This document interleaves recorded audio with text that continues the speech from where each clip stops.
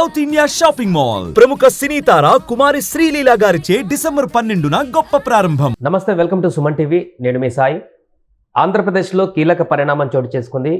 రాజ్యసభ గడువు ముగిసినటువంటి స్థానాలకు కొత్త అభ్యర్థులను ప్రకటించింది కూటమి ప్రభుత్వం. దీంట్లో ముగ్గురు పేర్లను ప్రకటించగా ఈ ముగ్గురు పేర్లనే ఎందుకు ప్రకటించారనేటువంటి ఒక చర్చ కొనసాగుతుంది. దాని వెనుకున్నటువంటి కారణాలేంటి, రాజ్యసభకు ఎన్నికైనటువంటి అభ్యర్థులు సరైనటువంటి అభ్యర్థులైనా, దీనికి సంబంధించి మనం మాట్లాడదాం. మనతో పాటు Suman TV news chief editor Keshav గారు ఉన్నారు. సార్ నమస్తే. నమస్తే. సో ఏపీలో రాజ్యసభ స్థానాలకు అభ్యర్థులను ప్రకటించడం జరిగింది కూటమి నుంచి. సో ఆ ముగ్గురు అభ్యర్థులనే ప్రకటించడానికి కారణం ఏంటి? నాగబాబుని కాదని కూడా కొత్త అభ్యర్థికి స్థానాన్ని కల్పించడం ఎలా చూడొచ్చంటారు? ఒక అండర్స్టాండింగ్ తోనే బహుశా రాజీనామాలు చేసి ఉంటారు. ఆ అండర్స్టాండింగ్ అమలు చేస్తారని మనం అనుకోవాలి. ఇందులో ఏంటంటే 3 సీట్లు ఖాళీ అయినాయి. ఆర్ కృష్ణయ్య, బీసీ కృష్ణయ్య అంటారు కదా ఆయన, రెండోది బేద మస్తాన్ రావు. వీళ్ళిద్దరూ కూడా వైసీపీ నుంచి ఎంపీలు అయిన వాళ్ళే. మోపిదేవి వెంకటరమణ కూడా ఎంపీ అయిన వాళ్ళే. కాదు ఈ ఇద్దరికి ఆ ఒక్కడికి ఉన్న డిఫరెన్స్ ఏంటంటే మోపిదేవి వెంకటరమణ గారి టెన్యూర్ 2026తో ముగుస్తుంది. అంటే ఇంకా హార్డ్లీ ఒక 2 ఏళ్ళు, ఏడాదిన్నర నుంచి 2 ఏళ్ల లోపే ఉంది ఆయనకున్నటువంటి సమయం. ఆర్ కృష్ణయ్య గారికి, బేద మస్తాన్ రావు గారికి 2028 వరకు సమయం ఉంది. 2028 వరకు సమయం ఉండగా వీళ్ళంతా హడావుడిగా సెప్టెంబర్లో ఎందుకు రాజీనామా చేశారు అనే ప్రశ్నకు సమాధానం ఈ రోజు వచ్చింది. అయితే ఆర్ కృష్ణ గారు రాజీనామా చేసిన తర్వాత కొన్ని కామెంట్స్ కూడా చేశారు. ఎంపీ అయిన తర్వాత నా స్థాయి తగ్గిపోయింది, నా గౌరవం తగ్గిపోయింది అని అన్నారు. మళ్ళీ ఇప్పుడు ఆయన ఎంపీగానే డిక్లేర్ అయ్యారు. మరి ఇప్పుడు ఆ పదవి తీసుకుంటారా లేదా స్థాయి తగ్గిన పదవి నాకు వద్దంటారు, మనకు తెలియదు. అది అఫీషియల్గా ఆయన కూడా రియాక్ట్ అవుతారని చూడాలి. సో వీళ్ళిద్దరికి 2028 వరకు ఉన్నాయి కాబట్టి పార్టీ రంగులు మార్చుకున్నారు వచ్చి అంతే. ఇప్పుడు అధికారంలో ఉంది అక్కడ ఎన్డీఏ కూటమి, ఆంధ్రప్రదేశ్లో ఎన్డీఏ కూటమి అధికారంలో ఉంది. వైసీపీ ఇప్పుడు అక్కడ చల్లని నాణ్యంగా మారిపోయిన పరిస్థితి. జాతీయ రాజకీయాల్లో పెద్దగా అవసరం లేనటువంటి పార్టీగా మారిపోతున్నటువంటి పరిస్థితి ఉంది. సో ఈ అన్నిటి నేపథ్యంలో ఏంటంటే ఈ ఉన్నటువంటి 5 సంవత్సరాల సమయాన్ని కూడా ఆ పార్టీ రంగు పైన ఉంటే ఇబ్బంది అయింది కాబట్టి వీళ్ళంతా ఒక ఇంటర్నల్ అడ్జస్ట్మెంట్తో రాజీనామా చేశారు. మళ్ళీ అదే పదవులు తీసుకున్నారు. బేద మస్తాన్ రావు 2028 వరకు ఆయన సమయం ఉంది. 2028 వరకు మళ్ళీ ఆయన కొనసాగుతారు. ఆర్ కృష్ణయ్య కూడా 2028 జూన్ వరకు ఆయన కూడా ఎంపీగా కొనసాగుతారు. కాబట్టి అవి రెండు యాజ్ ఇట్ ఈస్గా జెండా మార్చుకొని రీప్లేస్ అయ్యారు. కూటమి ప్రభుత్వం గెలిచిన కొత్తలో ఒక మాట చెప్పింది, ఎవరు వచ్చినా కానీ పదవులకి రాజీనామా చేసి వస్తే మేము స్వీకరిస్తాం అన్నారు. సో ఒకళ్ళు బీజేపీలోకి వెళ్ళారు, ఇంకొకళ్ళు టీడీపీలోకి వెళ్ళారు. మోపిదేవి వెంకటరమణ గారు కూడా టీడీపీలోనే చేరారు. కాకపోతే 2 ఏళ్ళే టర్మ్ ఉంది కాబట్టి ఆ 2 ఏళ్ళు ఆయనకి బహుశా అవసరం లేదని డిసైడ్ అయినట్టున్నారు. ఇంకేదైనా నామినేటెడ్ పోస్ట్ ఇవ్వచ్చేమో. అందుకని ఇప్పుడు ఆ ప్లేస్లో సానా సతీష్ని ఇచ్చారు. సానా సతీష్ గారి టెన్యూరిటీ ముగ్గురు ఎంపీల్లో, పేరుకు ముగ్గురు ఎంపీలైనా సానా సతీష్ గారి టెన్యూరిటీ 2026 వరకు మాత్రమే ఉంది. ఇది గమనించాల్సినటువంటి విషయం. నాగబాబు గారు మినిస్ట్రీ రేస్లోకి ఎందుకు వచ్చారు అంటే బహుశా వీళ్ళిద్దరికి ఉన్న కమిట్మెంట్ ప్రకారం అక్కడ రీప్లేస్మెంట్కి అవకాశం లేదు. ఒకే ఒక సీటు ఖాళీ ఉన్నట్టు లెక్క. కూటమి అంచనాల ప్రకారం ఒకే ఒక సీటు ఖాళీ ఉంది. ఆ ఒక్క సీటు కూడా ఏడాదిన్నర 2 ఏళ్ళకి ఎవరు వెళ్తారు ఎంపీగా? సో దీని చుట్టూనే చర్చ జరిగి ఉంటుంది. బీజేపీ జాతీయ స్థాయిలో ఉండేటువంటి పదవుల్లో నా వాటా నాకు కావాల్సిందని బీజేపీ ఎన్నికల పొత్తు ముందరే తెగేసి చెప్పింది. కాబట్టి బీజేపీకి రాజ్యసభలో బలం అనేది అవసరం. అది బీసీ కృష్ణ రూపంలో ఇప్పుడు ఏపీ బీజేపీలో సరైన లీడర్స్ లేకపోయి ఉండొచ్చు బహుశా. సో అందుకని బీసీ కృష్ణ ఆయన తీసుకుని ఆయనకి ఇచ్చి ఉండొచ్చు. కాబట్టి ఆ కోట అక్కడ భర్తీ అయింది. టీడీపీకి బేద మస్తాన్ రావు ఆల్రెడీ కమిట్ అయినట్టు కూడా అది భర్తీ అయింది. ఓన్లీ సానా సతీష్ కొత్త ప్లేయర్గా మనం చూడాల్సి ఉంటుంది. మిగతా వాళ్ళందరూ కూడా మామూలుగా వచ్చిన వాళ్ళగానే మనం ట్రీట్ చేయాల్సి ఉంటుంది.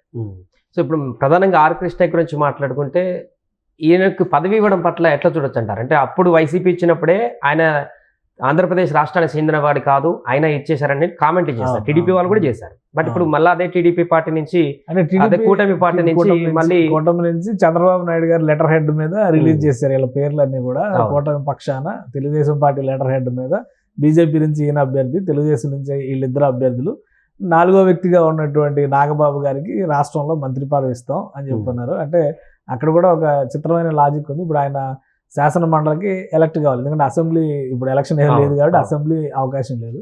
శాసన మండలికి ఉండాలి. శాసన మండలి ఖాళీలను బట్టి ఆ భర్తీ జరిగేటువంటి అది వేరే విషయం. కానీ బీసీ కృష్ణయ్య విషయంలో ఏంటంటే ఈ రాజకీయ పార్టీల నాయకులు ఆలోచించుకోవాలి. తెలుగు ప్రజలు, ముఖ్యంగా ఆంధ్రప్రదేశ్ ప్రజలు ఆలోచించాల్సినటువంటి అంశం. బీసీలు ఏపీలో లేరా అని ప్రశ్నించిన పార్టీలే మళ్ళీ కృష్ణయ్యని నెత్తిమే పెట్టుకున్నాయి. రాజీనామా చేసిన సందర్భంలో ఆయన మీడియా ముఖంగా చేసిన అనేక వ్యాఖ్యలు ఏంటంటే ఎంపీ పదవి నా స్థాయికి తక్కువ అన్నారు. 2014 ఎన్నికల్లో తెలుగుదేశం పార్టీ అభ్యర్థిగా హైదరాబాద్ ఎల్బీ నగర్ కాన్స్టిట్యున్సీ నుంచి పోటీ చేశారు. ఒకవేళ తెలుగుదేశం కూటమి, అప్పుడు బీజేపీ తెలుగుదేశం కలిసి పోటీ చేస్తారు, కూటమి అధికారంలోకి వస్తే కనుక బీసీ కృష్ణయ్య మా ముఖ్యమంత్రి అభ్యర్థి అని కూడా ప్రకటించారు. సో అప్పుడు అధికారంలోకి రాలేదు, కానీ 20 సీట్ల దాకా గెలుచుకున్నాం. తర్వాత చీలికలు పీలికలు అయినాయి కాబట్టి ఈయన 2018 వరకు కూడా తెలుగుదేశం జెండాతోనే తెలంగాణ అసెంబ్లీలో ఆయన తనదైన శైలిలో రాజకీయం నడుపుకుంటూ పోయారు. ఎందుకంటే పార్టీతో అసోసియేట్ కాకుండా తనకు నచ్చినట్టుగా పదవి అయితే వదిలిపెట్టాల, పదవి అయితే 2018 వరకు కొనసాగించారు. 2018 ఎన్నికల తర్వాత ఆయనకి అవకాశం లేకుండా పోయింది. తర్వాత అనూహ్యంగా వైసీపీ టికెట్ ఇచ్చింది. వైసీపీ ఇవ్వడం అనేది అది కూడా ఒక ఆసక్తికరమైన మలుపు. ఎందుకంటే ఏపీలో కూడా అనేక ఉద్యమాలు ఉన్నాయి, కానీ ఒకటి ఇక్కడ ఆలోచించాల్సినటువంటి విషయం ఏంటంటే బీజేపీ అభ్యర్థిగా ఆర్ కృష్ణయ్య కంటే మందకృష్ణ మాదికి ఇచ్చుంటే ఇంకా ఎక్కువ అడ్వాంటేజ్ ఉండేదేమో. ఎందుకంటే వర్గీకరణ విషయంలో కానీ ఎన్నికలకు ముందర కూడా ప్రచార సభల్లో పాల్గొన్నాడు ఆయన. మందకృష్ణ మాదిగా 2 రాష్ట్రాల్లో కూడా మాదిగ సామాజిక వర్గానికి రిప్రజెంట్ చేస్తారు. ఆర్ కృష్ణయ్య కంటే మందకృష్ణ మాదిగా ఆంధ్రాలో ఎక్కువ పర్యటనలు చేస్తూ ఉంటారు, ఏ ఇష్యూ జరిగినా కానీ రియాక్ట్ అవుతారు. కృష్ణయ్య గారితో చాలా తక్కువ, బీసీ రిలేషన్స్ ఉండొచ్చు, అక్కడ నాయకత్వంతో నడిపించవచ్చు కానీ బట్ అది తక్కువ. ఇక్కడికి వచ్చేసరికి ఏమైందంటే రాజకీయంగా మరి ఎందుకో వీళ్ళ ప్రాధాన్యాలు ఆ కమిట్మెంట్తోనే బహుశా రాజీనామా చేయించుంటారు, అదైతే క్లియర్గా కనిపిస్తుంది. అందుకనే బహుశా ఆయనకి మళ్ళీ సీట్ ఇచ్చారు. కానీ ఆసక్తికరమైనది అయితే ఇందులో ఏంటంటే సానా సతీష్కి సంబంధించినటువంటి పదవి. ఇంకొకటి, సానా సతీష్ 2026లో ఆయన పదవీ కాలం ముగుస్తుంది కాబట్టి అదే సమయంలో పరిమళ నత్వాని రిలయన్స్ కోటాతో ఆయన్ని చేశారు వైసీపీ అభ్యర్థి. ఆయన 2026 జూన్లో ఆయన టెన్యూర్ కూడా ముగుస్తుంది. పిల్లి సుభాష్ చంద్రబోస్ వైఎస్ఆర్సీపీ లీడర్, ఆయన టెన్యూర్ కూడా జూన్ 2026 ముగుస్తుంది. అలానే ఆళ్ల అయోధ్య రామిరెడ్డి 2026 జూన్ ఆయన కూడా అంటే 4 సీట్లు ఖాళీ అవుతాయి అప్పుడు. సో ఒకటి సానా సతీష్ది, 3 మళ్ళీ వైసీపీ వాళ్ళది. వైసీపీ ఇప్పుడు అడుగు పెట్టేటువంటి అవకాశం లేదు కాబట్టి మళ్ళీ 3 కూటమి నుంచి 3 పార్టీల నుంచి 3 సీట్లు ప్లస్ సానా సతీష్ని కంటిన్యూ చేస్తే, లేదా ఆ ప్లేస్ కూడా మళ్ళీ రీప్లేస్ చేస్తారనేది చూడాలి. 2026లో జరగబోయేటువంటి మార్పు కింద దాన్ని మనం చూడాలి. ఆర్ కృష్ణయ్య ఎంపీ పదవి చాలా చిన్నది అనేటువంటి చేసినటువంటి వ్యాఖ్యలు మళ్ళీ అదే ఎంపీ పదవికి ఇప్పుడు పోటీ పడ్డామంటే అంటే సెంట్రల్ మినిస్టర్ ఏమైనా ఎక్స్పెక్ట్ చేసి మళ్ళీ ఎంపీ ఇప్పుడు అదే ఆయన రియాక్షన్ చూడాలి. ఆయన రియాక్షన్ బట్టి ఆయన తీసుకుంటారా లేదా, చిన్నదే అన్నారు కాబట్టి, లేదా సెంట్రల్ మినిస్ట్రీ ఎష్యూరెన్స్ ఉంది కాబట్టి ఇప్పుడు ఆయన ముందుకు వెళ్తారా. ఎందుకంటే తెలుగు రాష్ట్రాల్లో ముఖ్యంగా ఆంధ్రప్రదేశ్ కోటాలో ఒక మంత్రి పదవి, కేంద్ర మంత్రి పదవి ఒకటి ఇంకా అవకాశం ఉంది అనేటువంటి చర్చ నడుస్తుంది.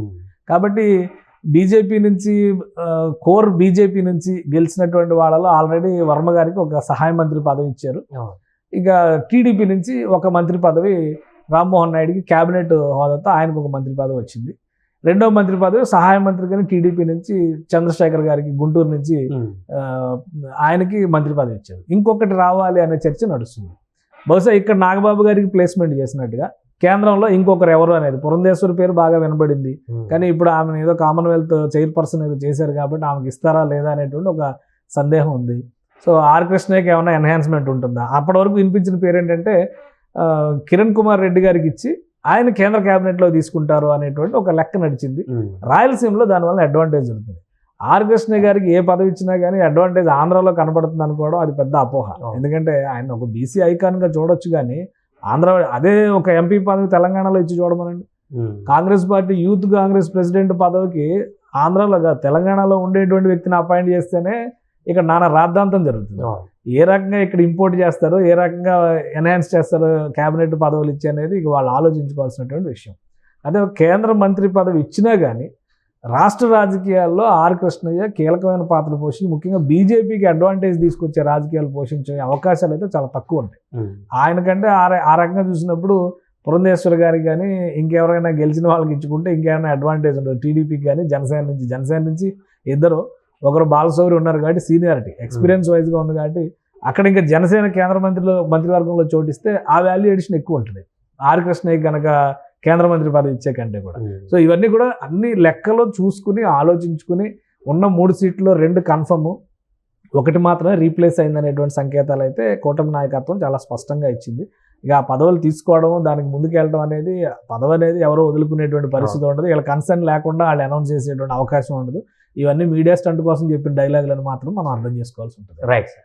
అదే మొత్తానికి ఆంధ్రప్రదేశ్లో ప్రస్తుతం ఖాళీ అయినటువంటి 3 రాజ్యసభ స్థానాలకు సంబంధించినటువంటి అభ్యర్థులను చంద్రబాబు గారు ప్రకటించడం జరిగింది. దానికి ఆర్ కృష్ణయ్య కానీ బీద మస్తాన్ కానీ సామ సతీష్ కానీ వీళ్ళ పేరుని కూడా ప్రకటించడం జరిగింది. దీంతో ఒక కంక్లూజన్ అయితే వచ్చేసింది రాజ్యసభ అభ్యర్థులకు సంబంధించి. దీంతో అటు నాగబాబు పైన ఉన్నటువంటి ఎక్స్పెక్టేషన్స్ రాజ్యసభకు సంబంధించి కూడా ఒక క్లియర్ కట్గా సందేశాన్ని కూడా ఇచ్చారు. ఆయన మంత్రివర్గంలోకి తీసుకుంటామని కూడా అనౌన్స్ చేయడంతో పూర్తిగా ఈ సర్దుబాట్లకు సంబంధించిన అయితే ఒక క్లారిటీ అయితే ఆంధ్రప్రదేశ్లో కనిపించింది. సుమన్ టీవీలో మీ పర్సనల్ అండ్ బిజినెస్ ప్రమోషన్స్ కోసం కింది నెంబర్కి కాంటాక్ట్ చేయండి.